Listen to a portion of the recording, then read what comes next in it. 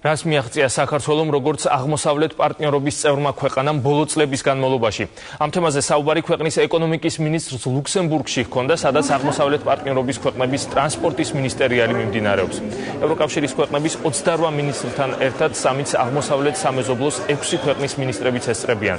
ქართულ მხარეს ვიცე-პრემიერთან ერთად რეგიონული განვითარებისა და ინფრასტრუქტურის მინისტრი დავით ნარმანიაც წარმოადგენს.